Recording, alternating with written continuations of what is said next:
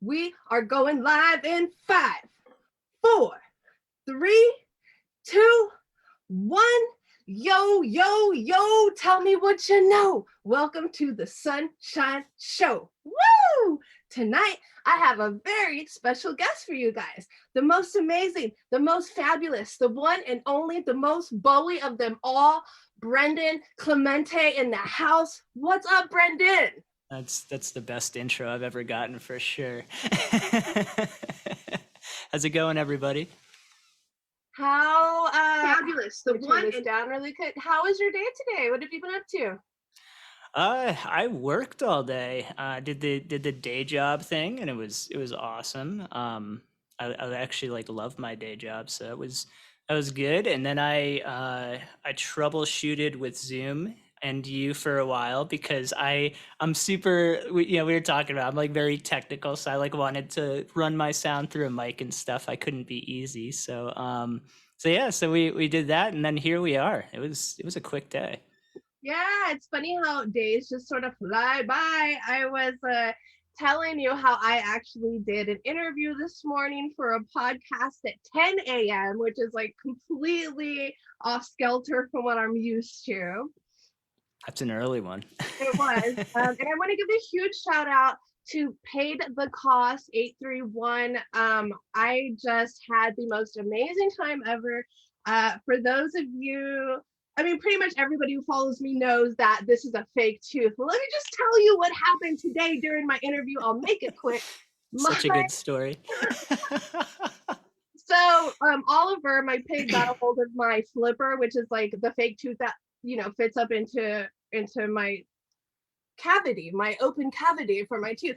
Well, fucking he got a hold of it. All I have is like literally a tooth. So I polygrip that bitch in and stick it up in there, right? It's working.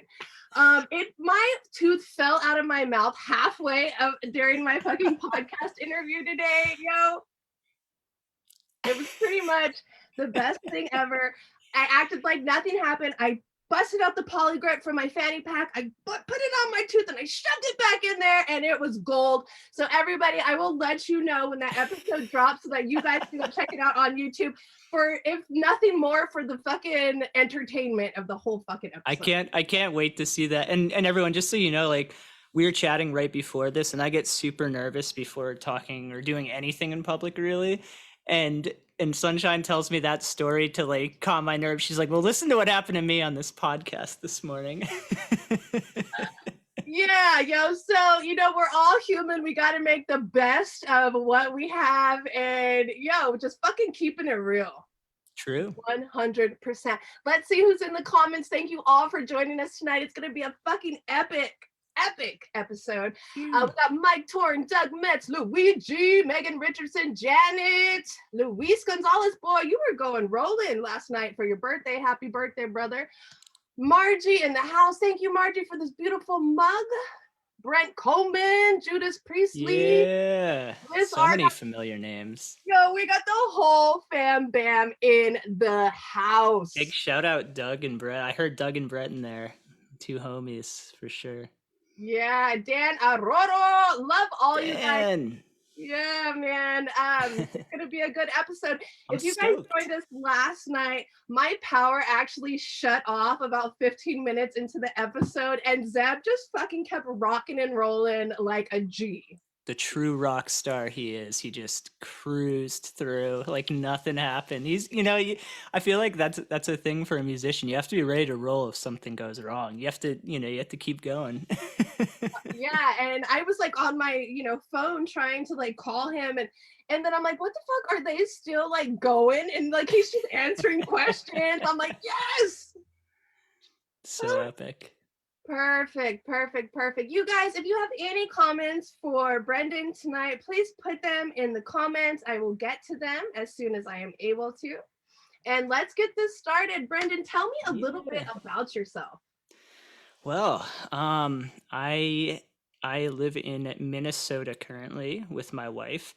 But the interesting part of that story is that I moved here from California, which is, I guess, kind of a crazy. Most people can't wrap their head around that. They're like, why would you go from San Diego to Minnesota?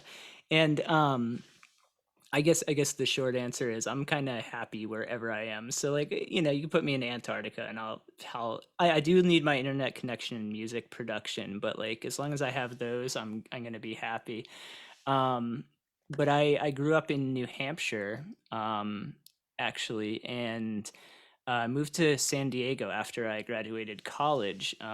We were just kind of like, I was hanging out with some friends in New Hampshire the summer after college, and we were just like, man, like New Hampshire kind of sucks, huh? And just to be clear, I love New Hampshire now. Like I'm so proud of where I'm from. But like when I was 22, it was like, oh, let's just get out of here. So yeah, so we cruised out. We just left in my old Subaru wagon and decided to like drive across the country. Um, we broke down and it took a while to get to California, but it was a super sweet road trip. And yeah, we just randomly landed in San Diego. We're like, this seems like a cool place to hang out for a while. And then 10 years later, I was still there. So Well, but now that you brought up San Diego, not to interrupt you, although I am, no, no, please, let's please. talk about the Cockroach apartment in San Ah, Diego. yes, the cockroach apartment, la cucaracha. Um, so like so like when we got out there, we were super broke from the road trip. Like we had made this whole financial plan, and we were like, all right, we're gonna save all this money, and we're gonna drive there, and we're gonna camp every night on the way, so we're super cheap lodging, and we're gonna have some money to like get a place when we get to San Diego. And of course, we were so tired after driving every day and like partying every night that like we stayed in hotels the entire trip, blew all of our money, and then by the time we got to San Diego, just like broke, and we're like, okay, we can't afford anything. And it took us like 5 days to even find an apartment. Like we slept in my car in a Walmart for like 2 nights in a parking lot, like just Gangsta. we were just like doing what we had to. And so one place we found was this like, so I'm with a roommate, mind you, and my buddy Kenny that drove out there with me, and we're just in this like studio apartment in Pacific Beach, San Diego, and it was just filled with cockroaches and like really bad. Like we would wake up at night and they would just like you'd find one on you and just be like, oh, it's like the most people's like worst nightmare. And The yeah, worst. that was life for a year. We I was sleeping on like a we didn't have money for furniture or anything, so my roommate was sleeping on these two blown up air mattresses stacked on top of each other, and they deflated halfway through every night. So I would wake up at like 3 a.m. and he'd have his pump in, like pumping them up.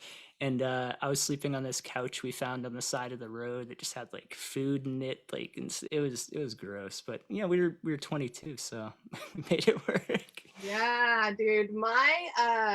I have one cockroach story that I can contribute to this conversation. Have you ever seen an albino roach? No, I, that's terrifying. I know. So just the look on your face, I know.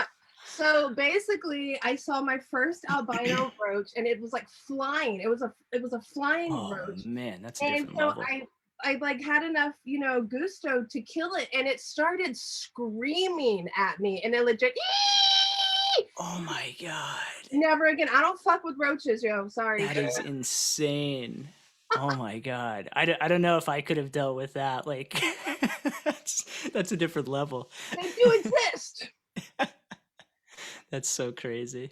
But yeah, so it was an interesting like introduction to San Diego, and like honestly, I like music has been a thing for me since I was in high school, and my little brother bought a guitar. He's a few years younger than me. He saved up all his money one summer, bought a nice acoustic guitar, and I like saw him get it and I was like, he's gonna be cooler than me in like 3 weeks if he can play guitar. So I was like the insecure older brother. So I totally like just I would get home from school before him. So I'd steal it out of his room and then just lock my room and practice all day. So or all night. So yeah, that's like how I actually ended up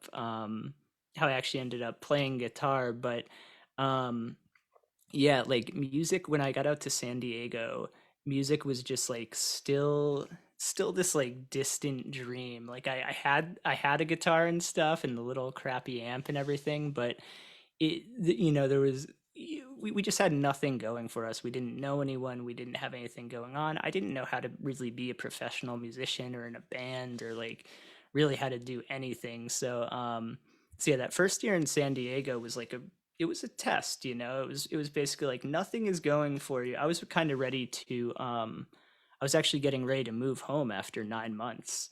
I was like totally like ready to pack my bags and I was like, all my friends are back up in Boston. Like I'm gonna go live up there with them and stuff. But yeah, like 9 months in, believe it or not, like it was a band, it was an ad on Band Mix, which is like an old like band networking site. I don't know if it's even still around, but like someone kept hitting me up there, and this person named Cole essentially like transitioned me from being this like crazy like weird kind of just struggling like not really doing anything with music to like a focus, and like he's like, this is a band, this is our practice space, these are the songs we have to learn, we have to do this to get shows, we have to build an audience. And like so that was like my that year was like ended up being like a huge kind of test and like a a big learning year in music for me on like all the things that can go wrong. Like I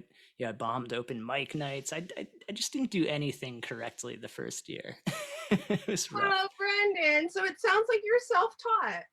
Yeah, like self-taught in the sense that I never took a formal lesson, but I've been fortunate enough to like to meet some really, really good musicians along the way who have like um kind of shown me like been like, here, this is why this note makes sense in this scale. And I'm not like a musical theory guy at all. Like I hardly know anything more than basic theory, but yeah, I just kind of feel it out until it sounds decent to me, I guess.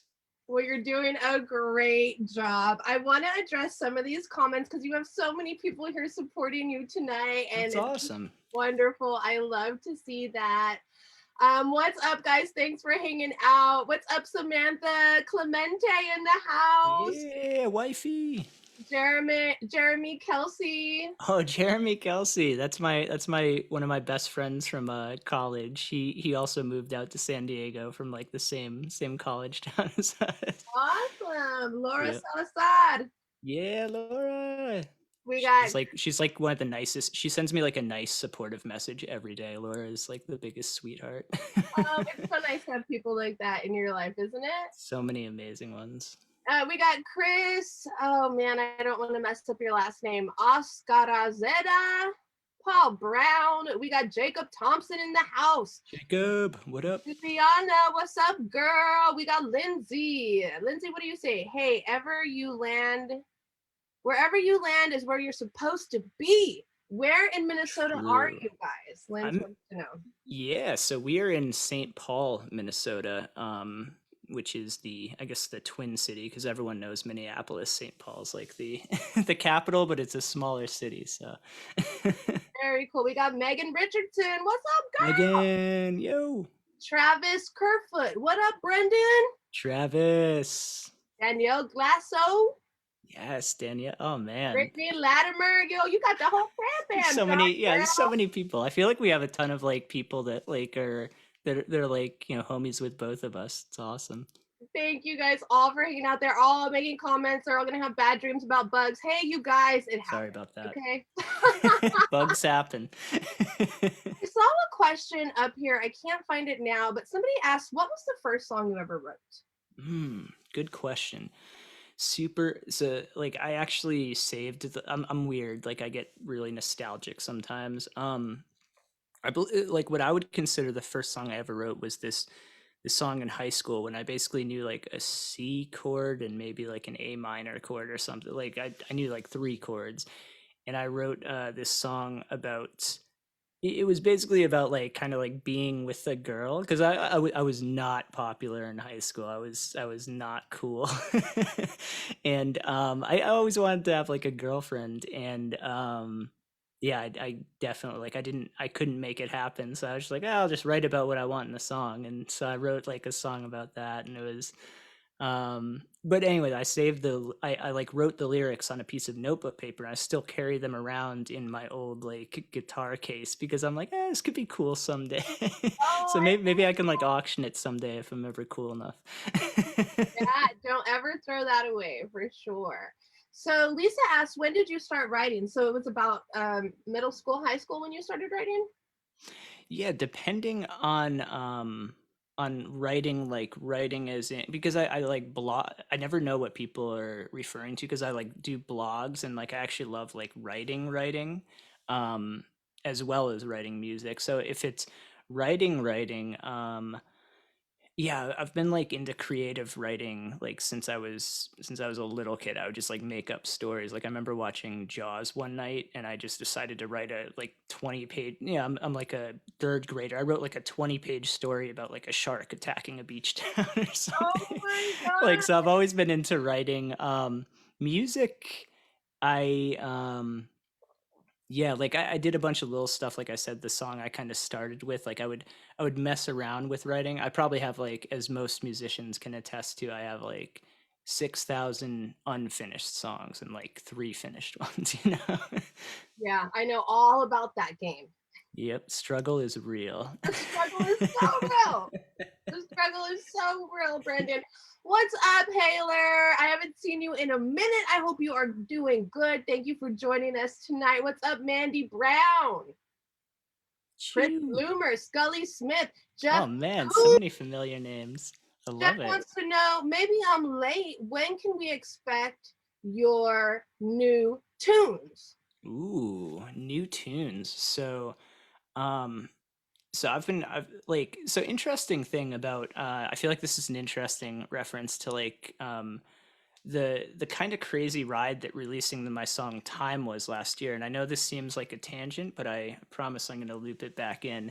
So like when I released the song Time last year, it was out of like left field. Like I did not expect to be working with Johnny Cosmic, who's like one of my idols, and like I didn't expect a big song release or anything. I was just like doing my own little thing. And I actually got super insecure after releasing Time because I was like, now that this is out there, like, I can't just like put some like crappy song that I didn't know how to mix well because I'm not like a great producer yet. So I got really self conscious, and I kept writing songs, but I was like afraid to release anything that wasn't super professional. So anyway, so that kind of like put me on this like weird block from releasing music for basically the past year. But Uh, like 6 months into that, I kind of worked through that, and I was like, you know what, like people want to hear what I'm doing, whether it's kind of raw or whether it's fully polished, like I can still do this. So yeah, so I got the courage to, write a bunch of other songs. So I've actually got like probably like five like like not completely finished, but like five songs that are pretty solid ideas. And there's one that is getting sent to be mastered like in the next week or so. So this is the first anyone's heard about that, but I don't know exactly when it will be released, but it's in the not too distant future. So you're gonna have something to listen to other than Time, although hopefully people still enjoy Time. I have to say that I listened to Time at least 10 times today. I thoroughly enjoyed it. The lyrics really caught my attention. And in the lyrics, somewhere it says, you don't know unless you try. And that's kind of what you were saying. Now, how would you have known unless you put yourself out there and you release the material? You're shy about it Mhm, or you're nervous about it because you want it to be able to compare to the last one. mhm. But that really resonated with me because a lot of the things that I've been doing this year, I've been really scared to do them, but I just do them anyways because I'm like, dude, if I don't know if I don't try. So I love that. Can you tell me a little bit about your writing process behind the song Time? Yeah, yeah. So Time was like it was kind of a weird. I was actually insecure last year because I hadn't released a song in like months, and I was like, it actually was kind of it was getting close to a year, and it was like December, and I said, people are going to lose interest completely. Everyone's going to forget who I am. Like, I need to put something out to let people know I'm still a musician. So I challenged myself. I thought it would be like kind of cool. And I always like um, I try and like kind of curb expectations. So in order to like as a self-defense mechanism against a bad song, I said, "Hey, I'm going to write a song in 7 days and I'm going to release it. And if it sucks, it sucks, but people will be interested just to see if I could even put anything cool together." Like I figured it was kind of a win-win even if the song wasn't good. Um and yeah, like 3 or 4 days into that week, I thought it was trash. I had like the chord progression. I was like, this song is so boring. I was like, there's nothing cool going on here. And one night yeah, just like I think I had a few drinks and stuff and I was like messing around with it and I started playing it on piano and I was like trying to find accompanying chords. And I found like that kind of piano part that kind of really adds a nice like a nice bass layer to the guitar part. And I did that and I was like, I think I added that in a finger snap on like the snare beat, like on the downbeat. And I was like, whoa, I was like, that actually sounds really good now. Um, and so I was like actually kind of psyched about it like halfway through the week. And then I came up with the lyrics because like I said, I'm kind of a nostalgic person. I was just thinking about like how weird time is and like, like how we perceive things and like how cool and like how rosy memories seem sometimes and stuff. And I was just feeling very nostalgic when I wrote it. So it's like time, I know it's golden. All my life I've been someone and I like love like I've always been someone who can appreciate moments before they're done like that. I'm so happy that that's like an intuitive skill for me, but like before things are over I'll always be like, man, I have it really good right now and I know that and I appreciate it. And like so like I just kind of spitballed off that. And yeah, and like that whole thing I posted it on Facebook and Instagram, I think on like a Friday night. And when I posted on Instagram, I think I had like 5 or 10 messages in like the first, few minutes, and people were just like, "Whoa, did you write this? Is this actually your song?" So that was like kind of a hint that it was something decent. And then Ah, yeah, and then I was gonna release it on Monday, like the Monday after that. And on Sunday night, I was hanging out with my family in this basement here, um, and Johnny messaged me on Facebook, Johnny friggin' Cosmic, which I was like, Johnny Crossman. name drop. Yeah, Johnny just like messaged me and was like, Johnny like the kindest, most humble person in the world. And he messages me like and says, "Hey, I really love that song you posted."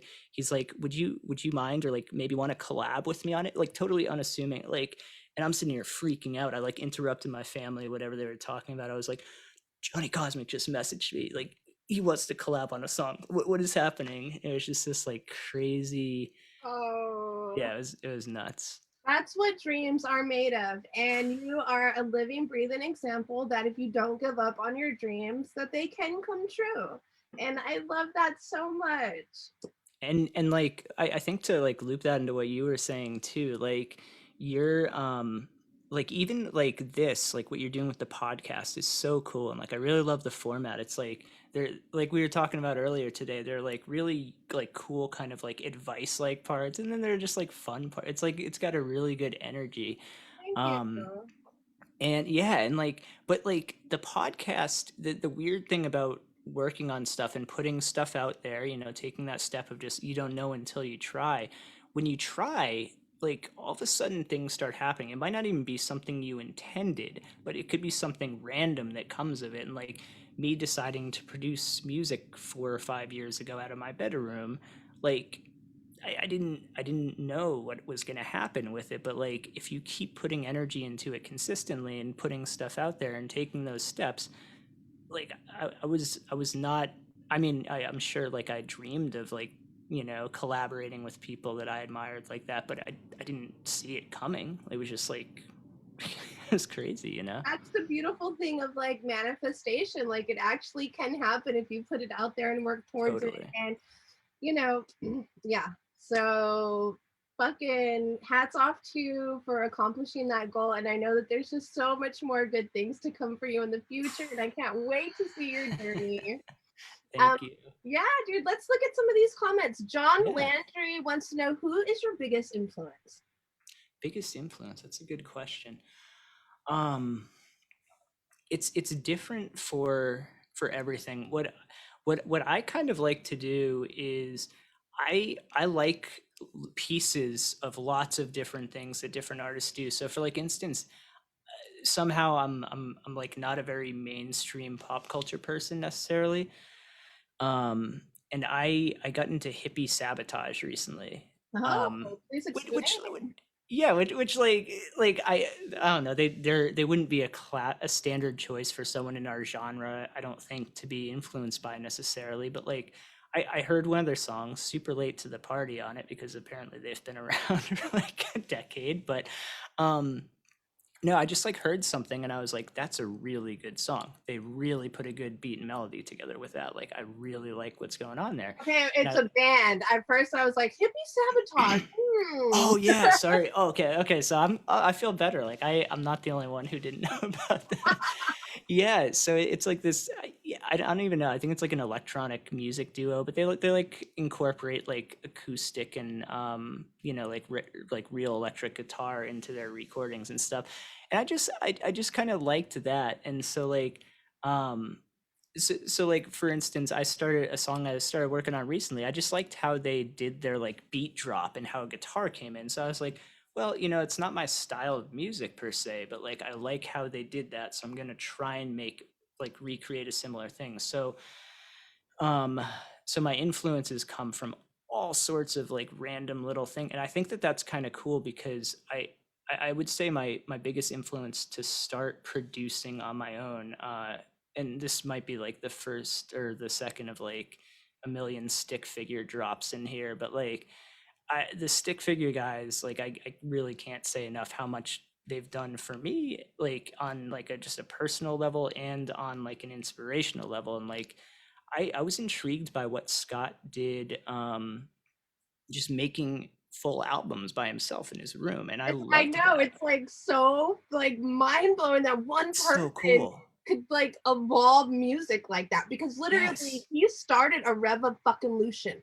Yes, absolutely. Boom. Yeah.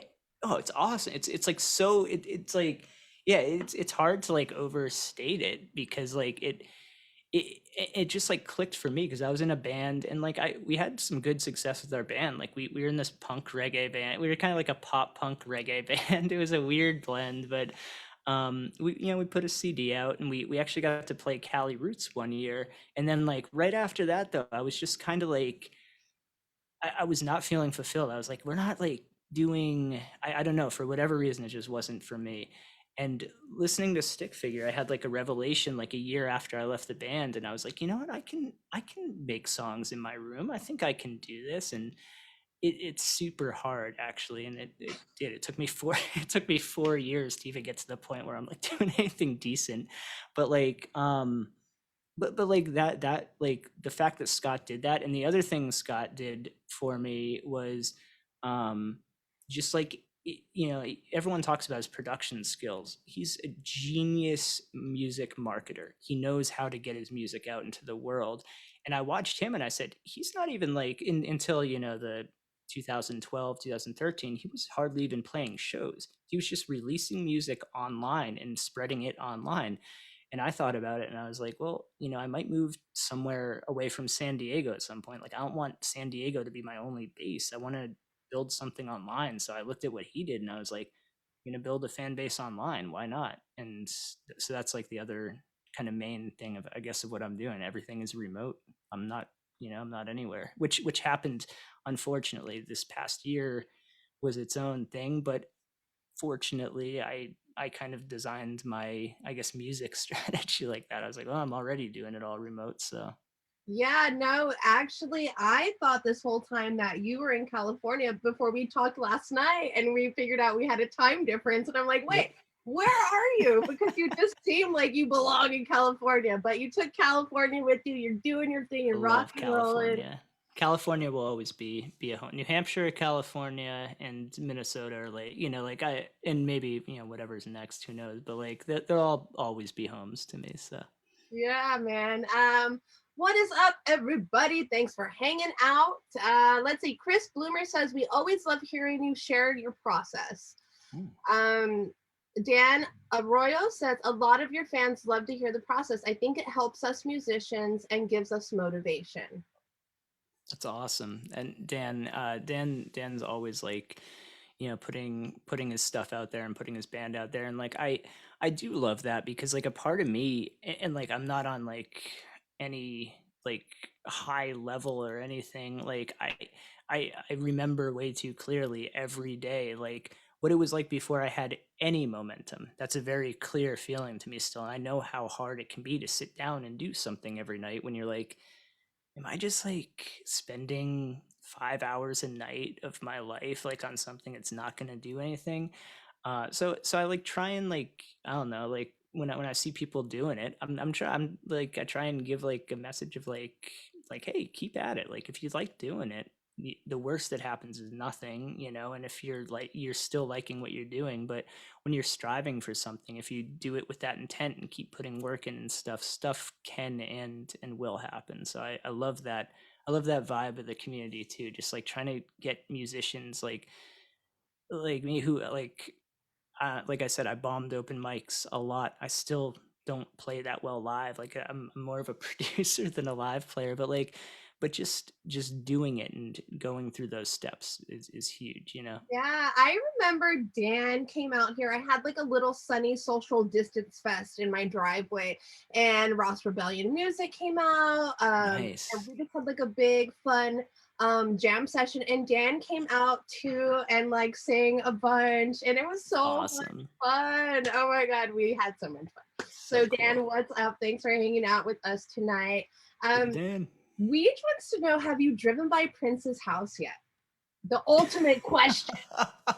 That should be like a no-brainer, of course. I actually haven't. Like I love Prince. My wife is actually like a way bigger, like my wife is like deep into Prince, like she's all about Prince because it's like a very big Minnesota pride thing. It's this, monumental, musician that just made so much. And I think he was always like, I don't think he ever just like left and said, I'm gonna go live in LA instead. Like he always kept his house in Minnesota. He's like, I like living here, I like this place. So no, I have not driven by. I haven't. I think they do tours there and stuff. Like Brendan, get on that tour, next tour they, to Prince's house. Get on that bus. yes. Oh, I will be there. And like I think they might. I don't remember, but like I feel like someone told me they have like concerts there sometimes. Like maybe that would be a cool like gig to play. Like, oh, I played Prince's estate. Oh yeah, you think? Like get on that list yesterday. Yep. New goal, bucket list item. Frank Coleman says atmosphere mashup for Minneapolis question mark. Oh, good call. Good call, Frank. I'm not cool enough by any means to collab with Atmosphere yet, but Never like say never. Okay, yes. yeah, no, I'm not writing it off, but I would humbly like definitely aspire to do because I Atmosphere was someone that I listened to in high school, like I used to listen to his rhymes and stuff, and I was like, man, this guy's like he's writing like really it was like catchy, it's like really catchy melodically, which melody is like my biggest thing. I think like if I have a strength in music, I hear melodies that are good, and like he strikes me as someone who knows how to craft a melody. Um, William, what's up, Scoop Finley? He says Prince is awesome. He definitely is. Samantha says I used to live down the road from one of his old practice spaces. What? Yeah. Should I be interviewing your wife right now, Brendan She Clemente? 100%. She is way cooler than me. This is kind of like a front for her to make her debut. I love it. I fucking love it. Let's see. Lynn says I totally drove by Prince's house as a kid. Minneapolis loves their Prince. So I think Lindsay said she actually was born or raised or spent a good amount of time in Minneapolis, which I had no idea. It's so cool, like, and, just shout out to Minneapolis, like, I knew nothing about Minnesota really before I moved here, and then I, like, moved here and I was like, "Oh, these are really nice cities, there's a lot of nice stuff going," like, it's a really, like, pleasant place, and it's like any place, it's got its stuff for sure, but there are a lot of good things happening here. Let's see. Scoot says you should ride by in a little red Corvette. Yes, Yeah. please. Let's do that. Jessica Harper says Brendan Clemente is the man. Ah, too nice. I'm definitely not the man. And we got Sean Dubwise Ferguson in the Sean comments. Dub. What up, brother? Thank you Yo, guys for Sean. hanging out with us. Let's see. Lynn says wear a raspberry beret. I love all these comments. This is great. I'm getting a lot of good ideas. I should be writing this stuff down. Yeah. What's up, Jim DuPont? How are Jim, you doing the tonight? talk about. I mean, he's the Midwest reggae ambassador. I don't know if you knew that about him, but yeah, he is. He was like one of the first people to start like distributing like Revolution and stuff like on his website, Jam Space out here. He was repping the Cali lifestyle like early on in the Midwest. Jim DuPont is awesome. Very awesome. Thank you so much for hanging out with us tonight. So you brought up Revolution. When I was going over my notes, you kind of talked about a run-in with Marley. Do you want to talk about that? Yeah, yeah. So like that this kind of like took I think my music career. This was like I would say the second big thing in my music career. Like the first would be meeting Cole from my old band, and he kind of showed me the ropes and showed me what it meant to be in a band and to promote and market yourself and stuff and write songs. And then a few years into the band or so, like I I saw an ad on, oh no, I went to Cali Roots and I saw Hill Kid everywhere. Like this, I just saw everyone wearing Hill Kid hats and Hill Kid shirts stuff. I think I was super naive, and I was like, "What's this Hill Kid thing?" And so I was like, "Oh, it's like Marley's clothing line." Like, and I was like, "Marley," and they're like from Revolution. I was like, "Oh, cool." And like just as weird things have it, like a week later or so I was back home and I saw an ad on Facebook from Hillkit. I followed Hillkit and I saw an ad that said we're looking for a blogger. I was like, I blog. So I answered it, and like 2 days later I was in downtown San Diego with Marley and his business partner, my now good friend Braylon Davis, um and we were at a Starbucks downtown and we were just like talking. They're like, okay, this is what we're thinking for the brand. Like, we'd love to have you help get it out, like blog for us and, help with social media and stuff. So basically until I left California, like 4 or 5 years, I was blogging with Hill Kid. And, it was just, um, they were like, they were that thing where all of a sudden I was working with someone where people would like take me seriously, because if you're like, hey, I work with Marley, and that's just how, having connections sometimes works like that, and I was like, I just say, hey, I'm working with Marley, and people would be like, oh, cool. And like, so people started looking at me not for my music at that point, but for my writing. So it was like kind of I was like, well, maybe eventually they'll look at me for my music. For right now, we'll do the writing. But yeah, I worked with him on that, and it was just he's an awesome, super super down to earth dude. And yeah, it was a really cool experience, kind of learning how a bigger band works, because it's incredible how much work goes into a project like Revolution. Like, their stage show alone, you see, like they have like 20 employees to set the stage up. Oh, It's like wow, it's that's a different insane. level of music. Yeah, I actually played a gig in Point Arena, California, Yeah. at the casino up there, and there was one amazing, phenomenal, beautiful woman in the front, and she was rocking and rolling all night long. And she took the band back to her little dome house that she had, Oh, out in the cool. woods, and it was Marley's mom, and she has all the Oh, Revolution yes. platinum albums on the Yes. wall, dude. It was so epic. That is his mom is incredible. And like yeah, they like, that's a whole other thing, but he like grew up like off the grid. His family was like solar panels and stuff in like the 80s, like before it was like a cool thing. It's pretty cool. Yeah. So when I read that in the notes, I was just like, okay, that's so fucking It's funny. such a Like cool connection. Small world. it really is such a small world. Let's talk about your million stream journey that you're on. Yes. Yeah, so it came to me. I was taking a walk around our neighborhood the other day, and I was like, I'm a super geek about like my streams and stuff. And like I honestly, like, before the time thing, working with Johnny and Ineffable Music, before that, I think I was getting like 3,000 streams a year, maybe. Like, and all of a sudden I have like 82,000 streams Oh my on Spotify.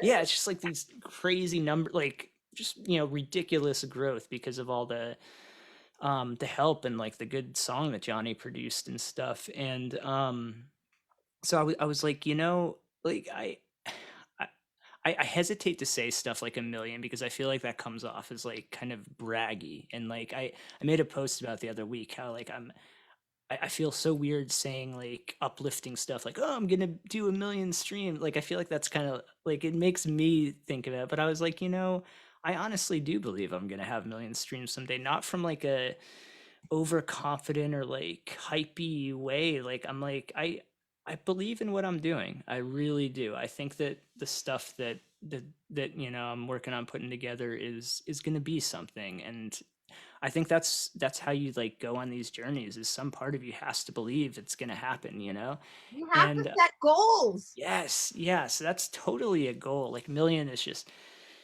it's a lot of streams, but I'm at like 100,000 or something. So it's in some sort of site that doesn't seem super unreasonable. And I try and think of ways to like involve, like we have this awesome community like sitting here and chatting with us and following the journey. I'm like, how can I make my journey? I think it's about telling an interesting story. And I want to look back at my tweet that said on journey to a million streams. I want to look back at that in 10 years and show my kids that and like be like, yo, like this was nothing before. Like look what grew. Like this is really cool. So I want to kind of document that. And I figured involving people more in like a conscious effort to like get to there would be kind of fun, and it gets people engaged. It's like a journey we're all on, because I wouldn't be getting any streams if no one was listening to my music. So I want to make it fun and kind of like exciting for people. So yeah, so anyone, if you want to start throwing, I might do something more formal later, like a contest. But yeah, if you want to throw guesses out on how long it will take me to get there, my like stretch goal is for a year, and that would be like 10 times growth in a year, which is a lot. So I'm not, that's my like super stretch goal. Um, but I think eventually it will happen. So Hey, it starts with a single stream. true, true. The Have to journey to a million streams starts with the very first one. there's like a hidden gem in there for like people that are starting out, or whatever point in your journey you're at. You're never gonna feel like you're there, or at least to the point I've gotten. Like I'm sure some people like are aspiring to do what I'm currently doing, and I don't feel like I'm doing anything great right now. Like You hear I'm my like, pig? I'm sorry, my pig is literally oh, yelling is that at your my pig? door. That is awesome. Hold on, I'm gonna let him in. Keep talking. Please do. Oh, I can't wait to see this pig done. Oh man, that's hilarious. Sorry guys, it's always something. Come on. I don't think that's an apology. That's like an awesome thing. You can have a pig in here. Oh, is There it, he, is it a he or a she? it's a he. His name is Oliver Edgar William Nelson Cantu to the first power. Hello, Oliver. That is the most adorable. I thought my cats were like adorable, but a pig is just another level. 200 pounds of he gets Love. your asshole sometimes. I'll be Oh, very I'm honest sure. with you. Hey, hey, we all are, right? Yeah, and I love him so much. He's my sweet baby. Oh, And he normally always hangs out with me in here, and I like locked him out and he had to come in. So oh yeah. If he you wanted if to meet you. if your goal is to keep an animal out of somewhere, it's most likely going to be their goal to get in there. Oh man, that is hilarious. Okay. Where were we at? You guys, I love all of you. That everybody just loves Oliver. I'm Thank telling you, you. all Yeah, thank you. I can't see anyone that's like tuning in because I don't have Facebook up. But like, thank you everyone for being here. everybody It's loves cool. your attitude. Mike Torn says this dude rules. Great Oh, attitude. thank you, Mike. I couldn't agree more. Lisa says it's only going to take 9 months for you to get to 1 million streams. Wow, that is generous. I'm down. Let's make it happen. What's up, Mike Gooseman in the house? Like goose. Oh, hey. So when are you going to play us some music, Brendan? Are you feeling Oh, like it? snap. Or Like I was thinking, yeah, I can do that. you don't have to do it now. We can wait a little bit longer. I It's can totally do like a little something informal. fun. Just because I thought it would be cool to like show, like I was saying, my main thing is kind of melody. So I wanted to. Yeah, there's this weird idea that like kind of came to me as I was thinking about this to come up with like a random, just like song right on the spot. So I'm gonna try and do that. So I'll show you guys how I start a song, like how I'll be sitting here with my guitar and just start strumming some chords and like find a progression I like. I won't take three hours, I promise. But Oh, take your time. We got all the time in the world. all right, I'm gonna flip my reverb on here so that my voice doesn't sound all dry and gravelly. All right, and then we'll write a little song, people, or at least a little melody.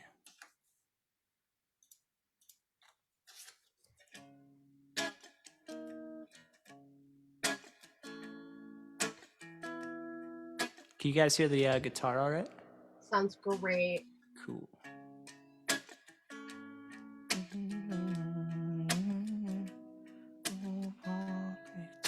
I've been all but lonely hearts.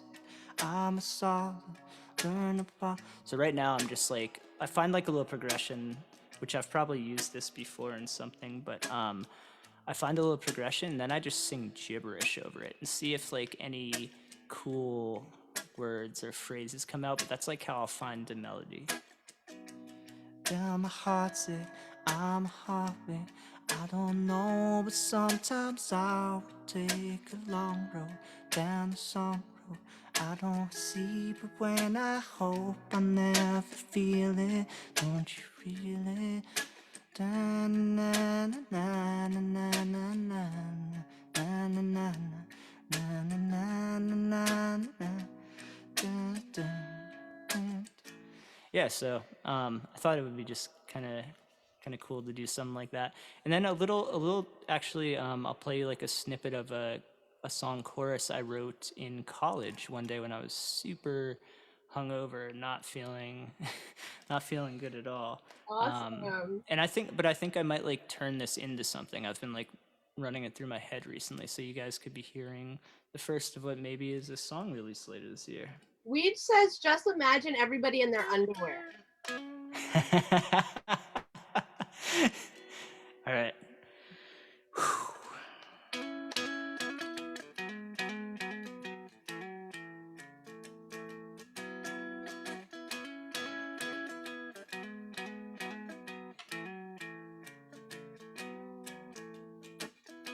It's raining, how am I supposed to get things done? I'm tired, still wired, just another rainy song, yeah.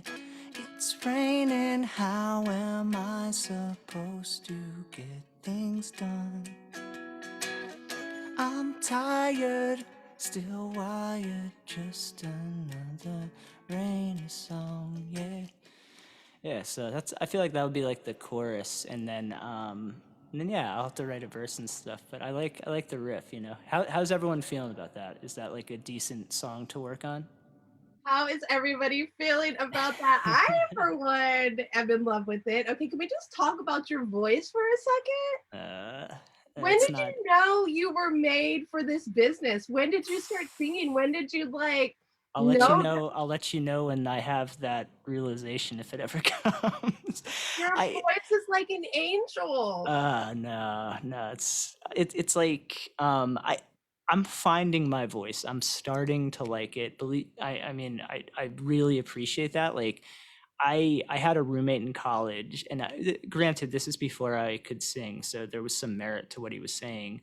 But I would try singing, like I was like scared, but I'd like try singing in my room by myself. I'd close my door, and like he'd come in and he'd be like, "I heard you sing," and I was like, "Oh yeah," and he's like, "Yeah, yeah, you don't have that going for you." He's like, "Just stick to playing the guitar." Oh like no! to his point, at that point, like I really was probably just screeching. I didn't, and the thing is, like, I don't have like a good voice. Like, I don't have like a powerful voice. I don't have a lot of range. I like, if you stick me up on karaoke, like, I will blow it because I can't hit all these notes that other people can hit. But I'm kind of finding my lane, and I understand. I'm starting to learn to understand how to do decent stuff with that. So I really appreciate that. That means You the need world to to give me. yourself more credit. I'm editing that out of the podcast. Johnny Cosmic in Rewind. the house. Thank you for hanging out with us tonight. J-Cause? That's not even like a thing. I just made that up. J-Cause. Because you heard it here first. Let's see some of these comments. We've said that sounds dope. Jason Filmer, what's up? Jason says Jason Filmer. makes me feel like summertime. Ooh, nice. Cool. Cool, intimate process. Weed says he writes very similarly. Dan says sounds dope. Sean says I have a verse for that song. There you go. Lynn says Collab. she loves it. It's like butter. Jim says good bones. I mean, nothing but absolutely positive and great comments. That's awesome. Well, we have a great community. Like, everyone here is just like a rad person. Thank you guys. I really appreciate that. I get I don't know if I said this already, but like I just get super, I think I said at the beginning, but I get very nervous, like just doing anything in front of, especially playing music. Um it's a very like weird thing for me still, and obviously I have to get used to it. So thank you for letting me Oh, practice. yeah, please. I'm going to have you on again once every month until you feel confident enough There we go. We'll just do a to monthly own, yeah, to say, actually, I love building up my fucking, Brendan. yeah, I love my fucking voice, and this is me, and I am unique, and I am amazing. I love it. And like, like we're talking about though, these people here have like helped a lot with that. And Johnny Cosmic actually has been like monumental in like building my confidence as a musician. Like, just to give you an example, he called me randomly like later this summer, way after Time was released. And he was like, "Hey," he was like, "I was listening to that song you posted." He's like, "That's really cool." He's like, "I really like what," and just like gives guidance and stuff. And like that, actually, that's probably the best thing that's come out of the collab. Like, I feel like on a musical level, I love working with Johnny, but like he's become like just a friend too, which I like even more. Like, he's just a really cool person that I like talking to, and that's like that's even more valuable to me than anything we could do with music. So that's like, I'm just so appreciative that that stuff has happened. I remember the first time I met Johnny, and we had rehearsal here in Santa Cruz, and I was so nervous, and he was coming in from, North Cali, and he shows up, and I'm like, oh shit, he's like a human being, like he's just like us. And he's just very kind and very humble, no ego at Mhm. all with this man. And Nope. that's the kind of qualities that you need to succeed in this industry. 100%. That's such a good point. I actually think that before like I think what I'm doing with music is like kind of getting to be pretty cool right now. But before that, my the best advantage I had, if anything, was the fact that I love people and I get along well with people, and I'm easy to work with, I think, anyway. Hopefully I'm easy to work with.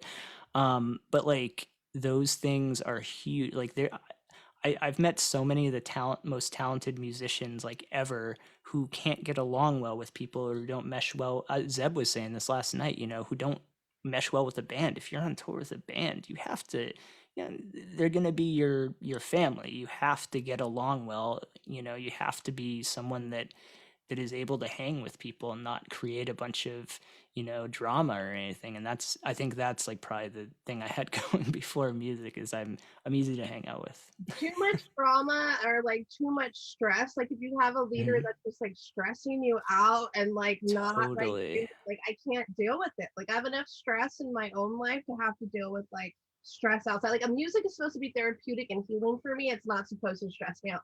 So I try to stay Totally. away from those situations. Like Absolutely. And that's part of the reason I left my band, like our leader, who's still a good friend of mine, like he he was just so driven in a way that like I wasn't vibing with. Like it was not the, yeah, for whatever reason it wasn't the fit for me. But that was like one of the things, is I felt like very stressed.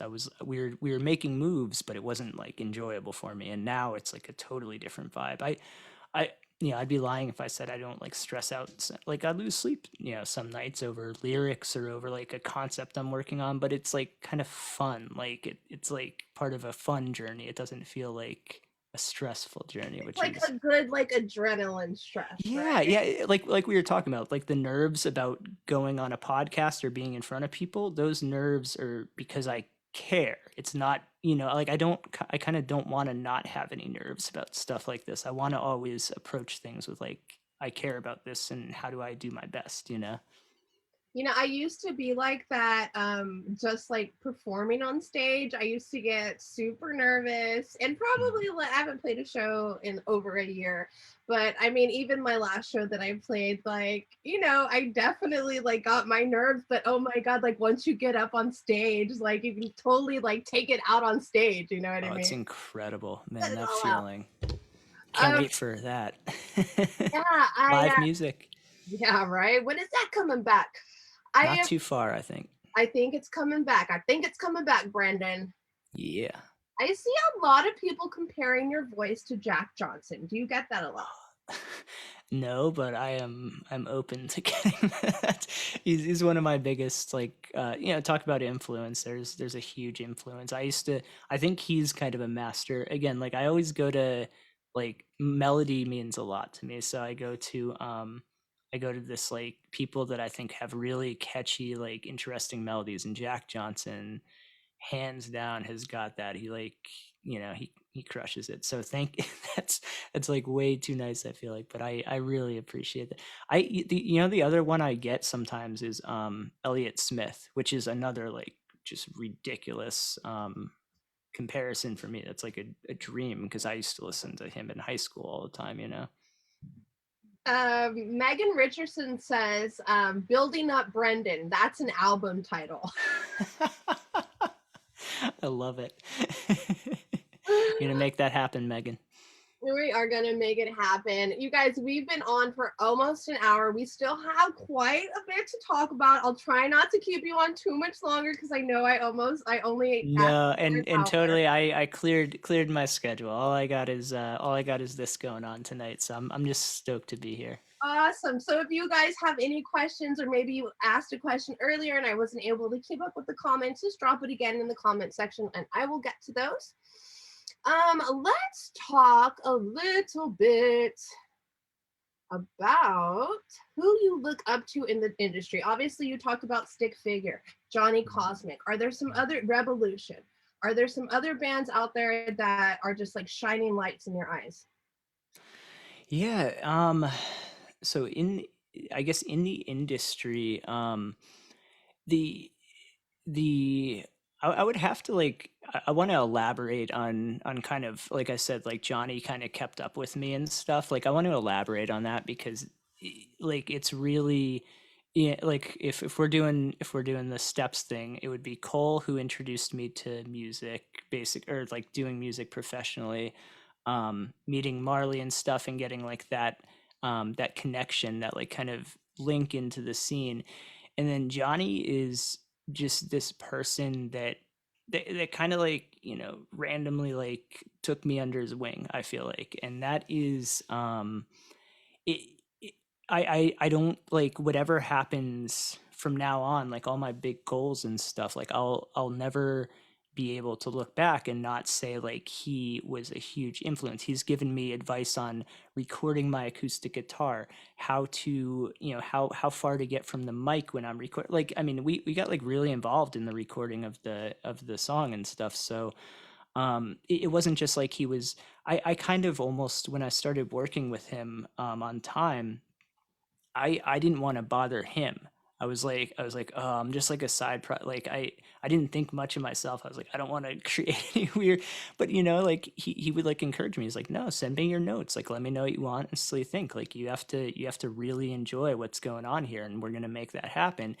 And like, I think that's my definition of a producer, is like someone who not just knows the technical things, but who knows the feel of a song, who can give that kind of like feedback of like, hey, yeah, this is going really well, or this isn't. And um yeah, I just have to say that I'm basically, every day I'm studying something that Johnny's recorded or that someone else that I look up to.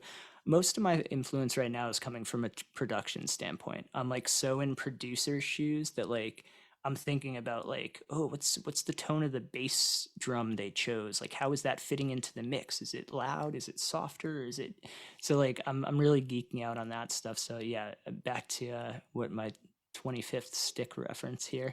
But yeah, stick figure, Johnny Cosmic, and honestly, any musicians. The thing again that catches my ear if I'm listening to if someone sends me a song, I'm listening to the beat and how cool the rhythm is, and the melody. I like the melody is just really, that's what resonates with me. So I'm always listening to people for inspiration on melodies. And um funny enough, we Johnny and I kind of geeked out about the movie The Sound of Music a little while ago, because he Right. was he was like, dude, he's like, have you ever seen this movie? He's like, they literally like teach melody in it, and I guess Half Pint told him that. Oh Like at wow. at Cali Roots, like he was, shooting it with Half Pint, and Half Pint was like, I learned melody from The Sound of Music, and we were, like he told me that. I was like, huh, I've heard it's a good movie, but like, yeah, so like just just kind of searching for inspiration and influence. I think that's the main takeaway. I'm kind of like blabbing, but like the main takeaway is I search for influence in everything. Like I'm all over the place, and I think that a cool thing to do is to take influence from something weird and random that might not be a part of this scene or whatever right now, but if you can take something from that, then you could kind of create something new that people might not be used to hearing in the scene. I think that's kind of, I don't know, I guess my creative process in a nutshell. Yeah, well said, well said, well said.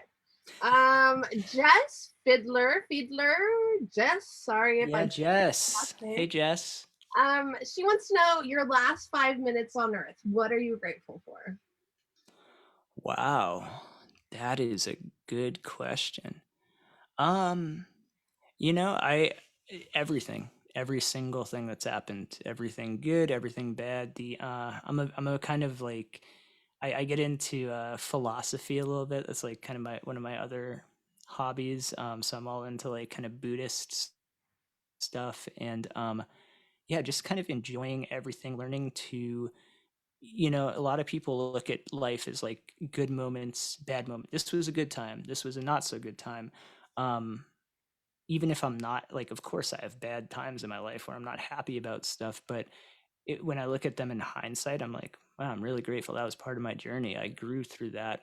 So I would be grateful for just the experience, for getting to do it, for having a life. That's crazy. Like, I think it's so normal to us. We take it for granted, but like, it's pretty mind boggling that we're even here and talking, and that's wild. So Um, you are so kind and humble and sweet. Oh my goodness.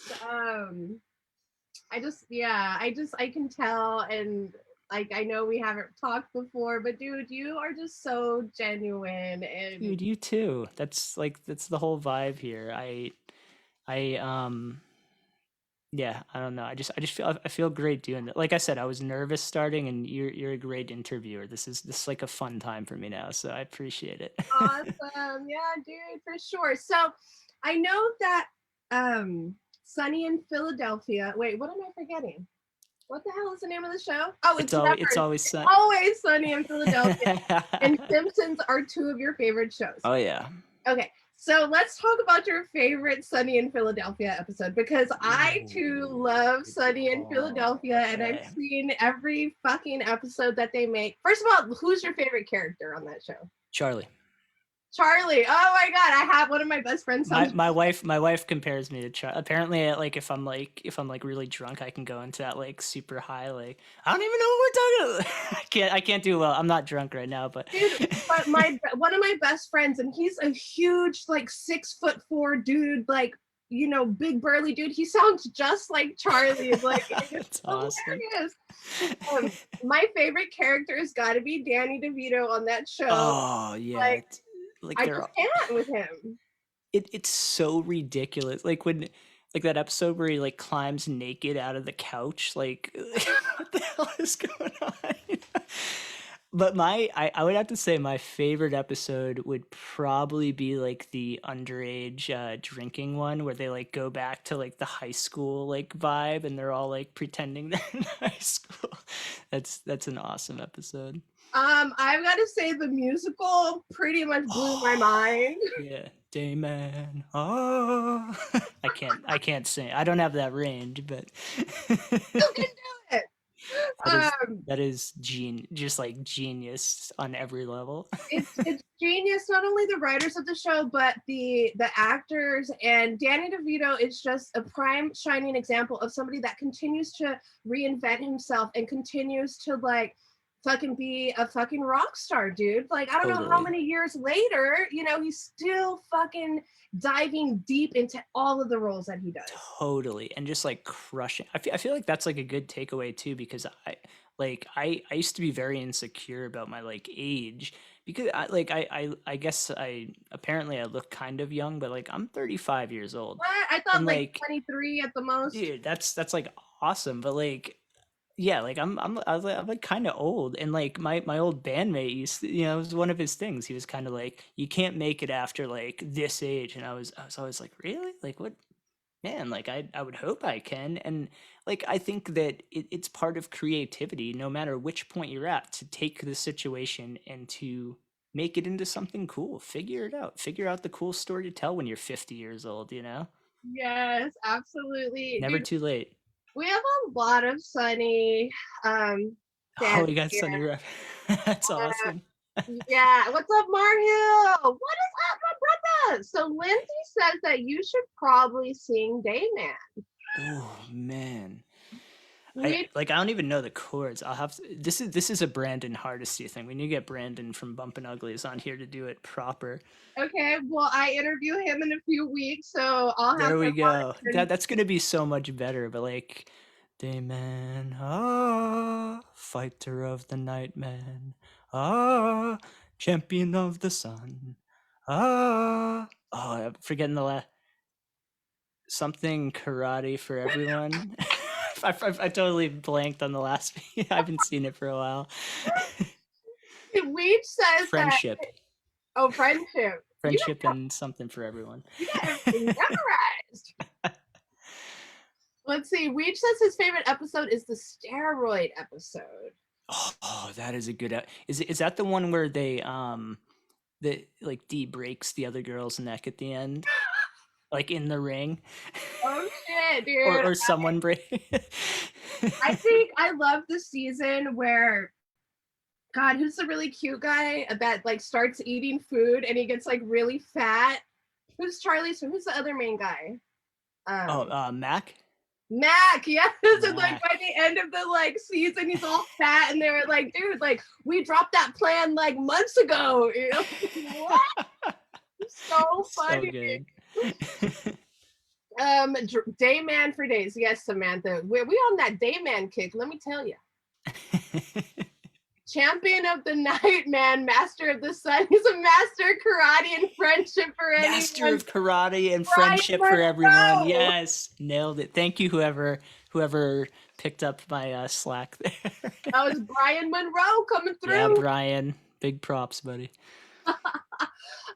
Sick. And about how many hours of your life have you spent watching The Simpsons? Wow, that's a number that is either awesome or terrible, depending on how you look at it. So like when I was like in college, there was they had these like they had this, it was before like there was streaming really available, so it was like you had these sketchy like internet sites. I think they called them like BitTorrent sites, Oh, and you like LimeWire. yeah, yeah, stuff like that. And you could download, like, I downloaded, like, I think there were, I don't remember, like 15 seasons of The Simpsons or something at that time, and they had every one for free. Well, not for free, but It comes with a cost if you get. yeah, for the friendly discount. And yeah, so I downloaded all them, and I would just like sit there at my computer and watch The Simpsons for hours. It was what I watched while I ate. I would fall asleep to it, and like I think that it's one of those shows you can watch if you're just like super out of it even, and you're just like you'll laugh at it. But if you're not, if you're just like watching it casually, you like I watch it now. It's on Disney Plus now, and like I watch episodes and I'm like, man, this is a really well thought out and like well written episode. So you can kind of like appreciate it on different levels. I like the blend of kind of sophistication with just like madness, I guess. Samantha says, yeah, you guys still watch The Simpsons every day. Oh yeah, yep. It's my lunchtime show. Break from work, I watch The Simpsons. Cool down at night, I watch The Simpsons. Can't sleep, I watch The Simpsons. Nice. All answers. If anybody's having any problems in your life, just watch The Simpsons. Simpsons, it's all there. And I feel like that's another show that's really stood the test of time, that continually sure. reinvents itself and continually just like, whatever's going on in life, they always just fucking keep rolling. They do. They do. Are they still making episodes? I feel like they still are. So like I have to say I'm like I'll watch like season 1 through 10 like 50 times. I haven't seen too far past, like I have my clear cutoff with The Simpsons, but like I still do, if I happen to catch like a season 20 or what is it now 30 episode, like I'll enjoy it. But yeah, I have my nostalgic classics. Oh my god! You know what I really loved, and I'll still watch it if I find it on Adult Swim. Is oh yeah, Adult Swim. Like Yeah. fucking Aqua Teen Hunger Force, Oh G man, Lab those are some 2020. Like, do you remember Space Ghost Coast to Coast? okay, so like I remember like I haven't watched like a ton of episodes, but I remember I was just super lit one night like in high school, and like I watched Space Ghost and I remember just crying on the floor. I was laughing. I had no idea what was going on. I was just like what?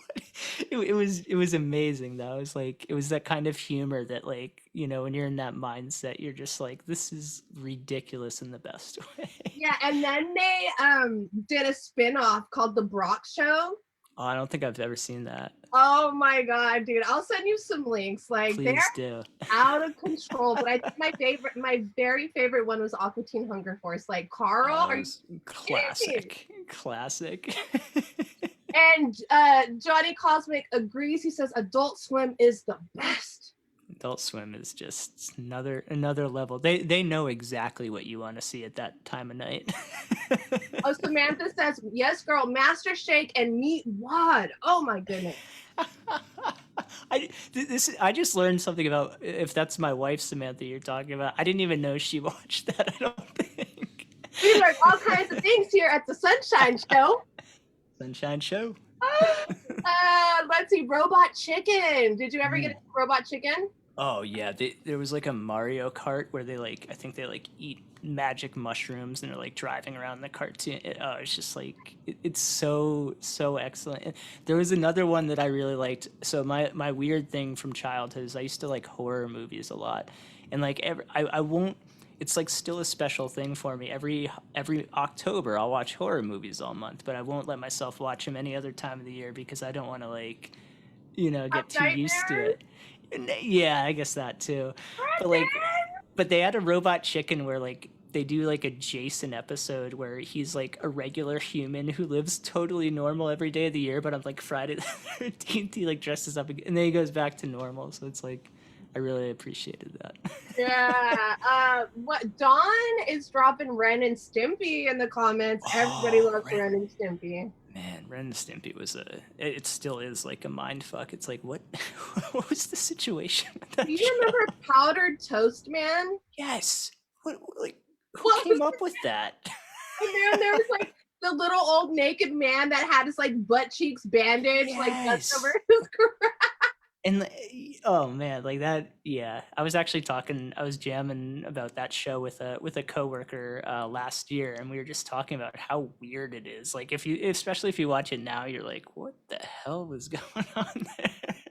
For sure. Jess says Beavis and Butthead for Beavis and life. Butthead, classic. And to be honest, like I was like only fringe on Beavis and Butthead because my mom was like kind of tight on like what she'd allow me to watch, and Beavis and Butthead was like on the shit list for her. She was I like, these wonder guys have why. nothing. Yeah, have nothing to offer, and I was like, ah, this is so cool though.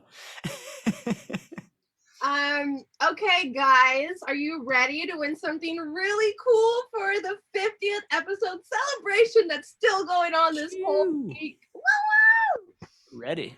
Yeah, so we have Brendan. What are you going to contribute to the giveaway? I know we talked about this earlier. It's a great question. You know, if I could get some audience help, if I could ask the audience, like, what does someone want? What does someone think would be cool for me? Because I I like hesitate to think that I have anything really cool to offer. Oh my So if God. anyone has an idea, throw it out, and I'm open to it. I'm down. You are really so kind. You guys drop the suggestions in the comments. I'm actually wearing a Bass Kids sweater that says bass players go deeper. What? Phew. You guys can win either this hoodie, or I have a huge selection of hoodies and shirts and hats in my Etsy shop. One lucky winner will win whatever merch item they would like to win. And then whatever good old Brendan's gonna contribute. Let's see, an hour songwriting sesh is what Jess says. Totally down. 100%. Let's do it. Our songwriting sesh. Yeah. Yeah. Okay, fuck yeah. It is on. Love it. All right. So one item from the merch shop: a hoodie, a hat, a shirt, a pair of socks, whatever you want. And then a 1 hour songwriting session with the one and only Brendan Clemente. You guys, this I'll be surprised if there are any entrants for that. Boom. All right, guys. So the first person who can tell me what age Brendan was when he first picked up the guitar in the comments wins that merch item and the songwriting session. I'm gonna have to think about this answer too. Yeah. Doom doom doom doom doom doom doom doom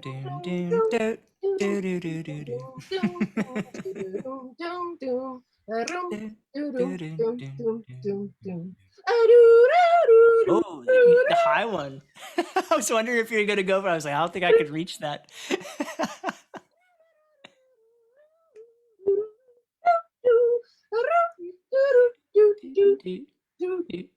Do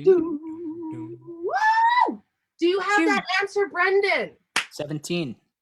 What? You weren't supposed to say it. Oh snap! Whoops. Let me You see. have to come up with another one. No, let me see what they dropped in the comments. We have 13, 14, we have 18, 12, 11, 13, 12, 10, 12, 6, 15, 9, 22, No 8, way. and 29. Everything but 17. Who was closest to 7? Someone said 18. I don't know if that's fair, but that 18 came from Don McDaniel. Are we I don't know. Don McDaniel, you won There the prize tonight. You got it. Phew. Super stoked. Thank you all for playing along. Brendan, you are hilarious. It's not uncommon for me to miss my timing. No. It's all organic, and I was seeing your posts throughout the week, and you're like super stoked to be on the podcast. the same week that Zeb was and Rob D and Oh, it's Juan Love. huge. And I got to tell you, it was all very organic how this like lineup happened. It's awesome. All such awesome people.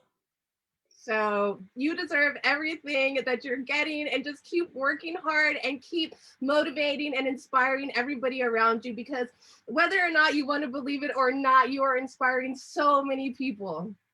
I truly appreciate that. Thank you so much. That means the world to me. Absolutely. Do you have anything? Well, so merch, how can we support you? What's next? Phew. I have a lot of so like my like main focus has been kind of trying to build up. I'm trying to get this cool community of people in my Brendan Clemente music fam. So if you're not a member yet, I would love if you joined. It's a Facebook group, and we have a lot of cool people in there, lots of good vibes, and that's where I try and like get all my updates out and stuff. I honestly, yeah, I'm gonna have I'm terrible at like the business part of music in a sense. I it's taken me so long to get merch together and stuff. I will have merch together, and that's gonna be the first place I post it. And yeah, just if you want to follow me on like Spotify or Apple Music or whatever, Brendan Clemente Music. Um, I'm on the quest to 1 million streams. So every stream, it's literally all of you guys. Like all I do is try and get the word out, and you guys are making that happen. So if you want to stream the music, and just be a friend. Honestly, I'm not like I I like when people reach out to me. I'm bad at returning messages right away, but like I love when people just message me, even if you're having a bad day, having a good day, feeling the song, not feeling the song. Like I don't care. Like I just like to talk to people. So feel free to reach out, and I would be stoked to talk with you. Awesome. And I've had a great time talking with you tonight. And I know that this will not be our last time talking. I look forward to having you on the show later on down the line. It's gonna be a million streamers at that point. And I'm going to be with you along the way the whole time, Brendan. Thank you so much. You are amazing. Everybody at home, you guys rock. Tomorrow, I have Rob D from Part One Tribe. On Friday, we have the one and only Juan Love. You guys, I love you. Please stay happy, stay blessed, stay safe, be kind. And until next time, keep rocking and rolling. Love you Bye, guys. Have a good Brendan. night. Thank you so much. Bye, Yeah, sunshine.